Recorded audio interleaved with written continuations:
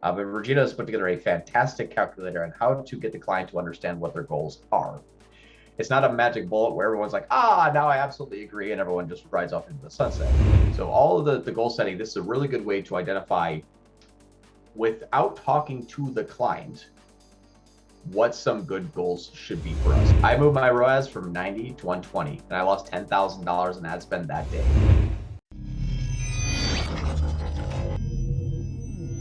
Now, I don't want to go over all the bidding strategies again, because I think that that's a big waste of people's time. I think we have it all kind of, I already have a video on this. We did a Friday training about it, so we're all set there. But just a refresher for two things. Maximize conversion value. When you add a target return on ad spend, will limit the spend if your return on ad spend isn't meeting that target. Your ROAS is not anything other than a simple mathematical ratio. It's X compared to Y. If I spend X and I get Y, and that ratio is off, my target ROAS is below, I simply reduce X. Now my ratio is in line.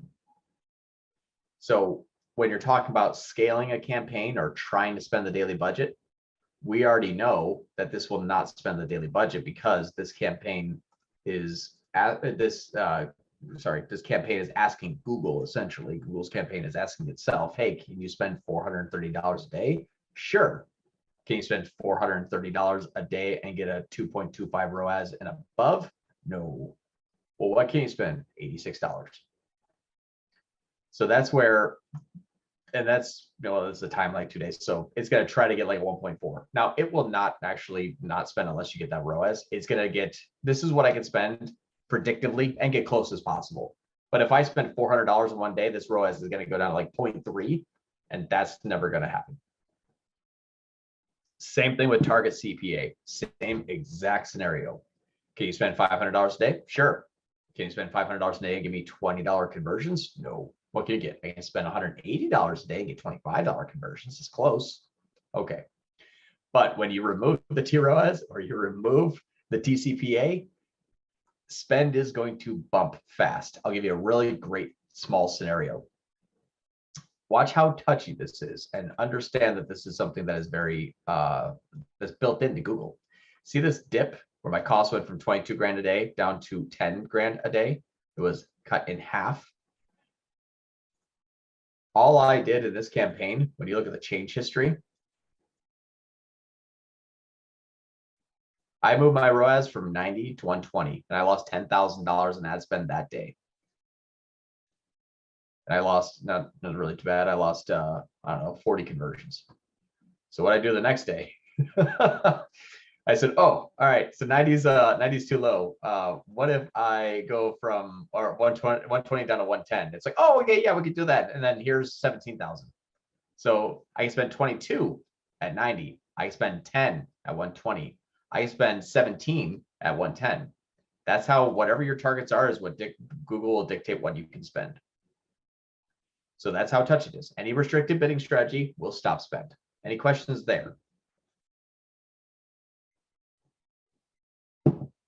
I know this is a lot of basic stuff. Sorry if it's going to be a little boring, but it's good foundational stuff. It should hopefully stop any sort of miscommunications or misunderstandings in the future. All right. Okay. So next we're going to be talking about goal setting. I have a fairly good calculation that I did this week actually for a client that I'd like to share with everyone. Goal setting is more complicated topic. We do have some videos about it. We haven't discussed it in great detail, but I think that one of the topics that keeps coming up is, how do we talk to clients about their goals? Regina has a fantastic calculator. Regina, if you saw the calculator, can you drop it actually here in chat? Would that be okay? I don't have it up as a shared screen. But Regina has put together a fantastic calculator on how to get the client to understand what their goals are. It's not a magic bullet where everyone's like, now I absolutely agree, and everyone just rides off into the sunset. But it gets them a lot closer, puts you on the same wavelength as that client. We're talking about goal setting specifically in Google Ads, and I have something to add to it. That one, this person here. Just grab this. Thank you, Regina. Everyone click on Regina's link and just take a look at that document. This we'll not necessarily go over it in detail on this call. I think hopefully we'll be all smart enough to know what this means essentially. But this is your profit margin, the returning customer break-even ROAS, and Regina's done a great job at explaining each one what they means, what it means below is like a legend. Returning customer rate, new customer break-even ROAS, and recommended Google Ads goal. For us to, and this is something that a client can fill out, so it's fantastic. But here's a really good client interaction. This is a client that says we're scaling up. This is a client here. I'm not going to say the name. Obviously, we're going to see if we can blur this out for our YouTube videos. Want to share it? But the client says, "What would you consider a good goal for us? 3x, a 4x, 100x?" You know, like kind of like, you know, smiley face, as we're increasing our spend and the ROAS is actually going up. The MER, I should say, global MER, media efficiency ratio. So here's a calculation that I put together, and I said, I think we can use a CPA versus LTV model. And I said, here are your current metrics. And let me explain this, and I'll drop this in the chat. This is something that we can, it's a little bit more complex, but it is good goal setting. The one thing that always kills a client is poor performance, even if it was outside of Google. Well, Google looked good, yeah, but they still canceled. Or, well, you know, we're on track and hitting the goal. Whose goal? Our goal? Was it right? Their goal? Did they agree? Was it right? So all of the goal setting, this is a really good way to identify, without talking to the client, what some good goals should be for us. And if we think that the client may be undershooting or even overshooting their goal, if they're undershooting it, we can educate them about why. It's going to limit scale. If they're overshooting it, we're going to lose profitability. So it's a really good kind of barometer meter to identify where we need to land and how we can educate the client. So I said, I think we can use a cost per acquisition, whether it's new or returning for them. It doesn't really matter. It's all new at this point because they're like a brand new company. So let's just assume that is true. You can use CAC, but you have to verify CAC. CAC's cost of acquiring a new customer, or NCAC. I don't know. There's too many there's too many interpretations of acronyms. So I said, here's your average order value, $59.82. Your 90-day purchase frequency is 1.08. So the average lifetime value for 90 days is your average order value multiplied by your purchase frequency. So $59.82 multiplied by 1.08 to get us a $64.60. That's the average lifetime value in 90 days of every new customer. So if I took $64.60, which is the average lifetime value of 90 days, and divided that by 3, indicating a 300% return on ad spend, my CPA target set in Google Ads needs to be $21.53. $21.53 means I can get a 3x return on a client's new customer every 3 months. And that's a rolling 3 months. If this happens, sorry, someone's calling me, so you might hear a vibrating phone. Here we go. If this happens every 3 months, by month 3, while we're up and running and rolling, you're going to see the new and the repeat just kind of keep cranking. It's just going to be evergreen, and it will keep rolling in. Now, if that's our target, we have 179 orders actually in the last 30 days. And here's the current breakdown. So current CPA versus 90-day LTV. Here's where we landed. We have $5,119 in spend. That brought us 179 customers. So it's $28.60. They have Amazon, and we've already proven that when we turn on and turn off YouTube, their Amazon sales go up and down. So I can't take credit for it because I can't prove it with data. But this is just assuming that we're not going to count them, which if we did, we'd fall between our goal and our current. But that means that our current cost per acquiring a new customer is 28. Now, what does this mean? Well, then if you wanted to kind of reverse engineer this, who knows how to find their current 90-day CAC versus LTV return on ad spend? What numbers would you do? Do we know this yet? If not, that's okay. I just want to see if anybody was following along and says, here's what I would do to calculate that. Average order value and frequency for the 3-month period. What's that? Average order value and purchase frequency for 3-month period. Yeah, I might have actually asked the question wrong. Now I'm thinking about it, but I was just going to say 28 and 51.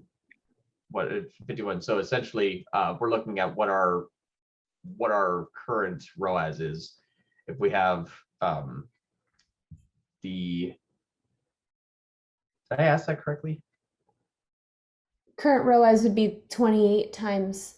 Well, it's 64, and I might mess this up. I realized I said it, and then I messed up probably. So it'd just be 6460 divided by 2860. Right now, our ROAS for our current CPA versus LTV of 90 days is 2.25. What this means is that we're currently getting $64 is our 90-day LTV. We already know this. And if our current sales for the month so far is coming in at $28, we know that 6460 divided by 28 means that we're getting a 2.25 currently. If this was 2153, you'll see 64.60 divided by 21.53. That'll put us at a 300. So we're getting a 2.25 MER, all cash in, all cash out. That's, a 2.25 ROAS, MER. It doesn't matter what you call it, but that's currently. This is not a glitch. I'm interrupting the video you're watching because I need to remind you that I'm always looking for people to join our team. So if you're passionate about Google Ads and you want to work with the best Google Ads agency on the planet, please go to solate.com/apply. Speaking of working with the best Google Ads agency on the planet, if you're having trouble with Google Ads and you want professional help, that's what we do. You can go to solate.com, that's SOL8.com, to apply for your free, no obligation action plan. And if I've given you any level of value at all, maybe think about giving me a thumbs up and subscribing to our channel. That's how we juice the YouTube algorithm so they actually know that I know what I'm talking about. If you have questions, comments, concerns, or confessions, hit me below in the comments. And now, back to your regularly scheduled program. And so that's why when he says, hey, what's a good goal for us? I said, here's what we're going to spend. If I come to you and say, I'll spend $21 to make $64 every 3 months for every customer, is that good? You have to tell me your profit margin. You have to tell me everything else. So this is a path to get to 300%. I did this all just from when he said, hey, what's a good goal to consider from us? I hopped into Google Ads, I hopped in the back of his Shopify, and I put this calculation together, and they would look at this and say, I agree, I don't agree, or I don't know what this means, and then we have further discussions. But that's what we can do for our current clients because we're looking at a blended MER. It does not matter what is happening on Facebook and Google. No one will ever be able to fully attribute a person saw it as 6 times on Facebook and then 1 on Google. You have to look at MER because that's where you see if I scale this, my MER should go up. It's just an assumption. If I reduce that, my MER should stay the same, but my volume will get low. It's just that's all we're doing is calculating MER, making adjustments omni-channel. Regina, what's up? Yeah, what you just said about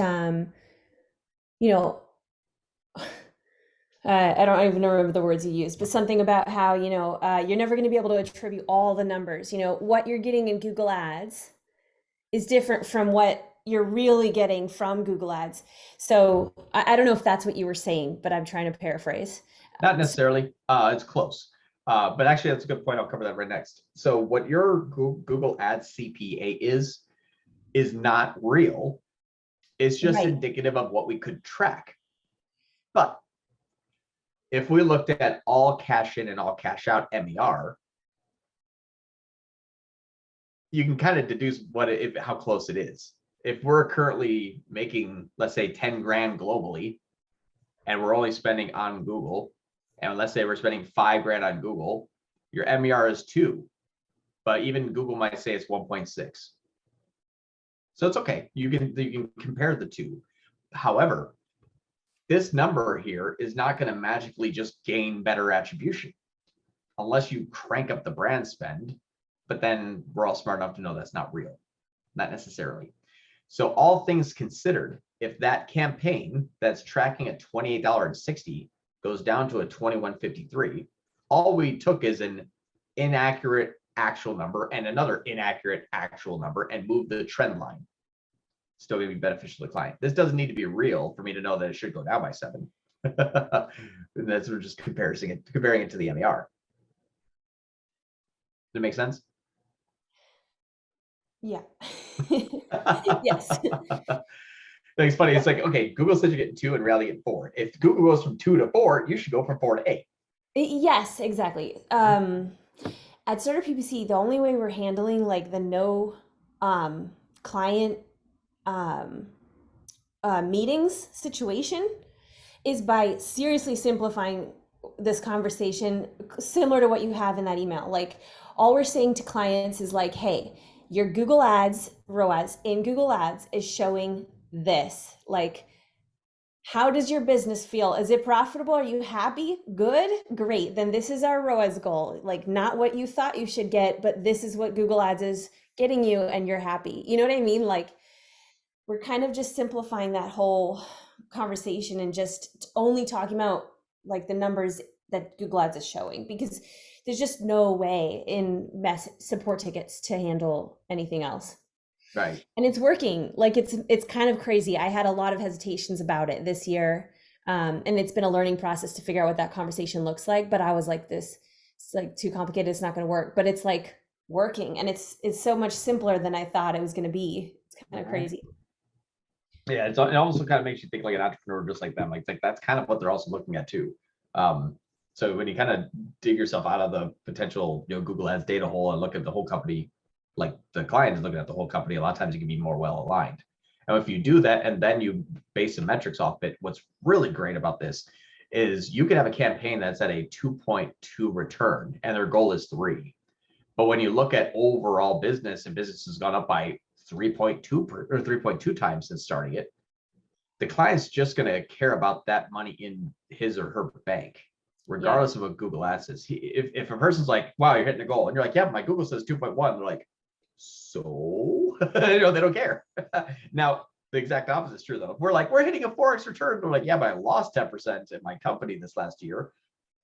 They don't care it's in a 4. So we always look at the whole thing.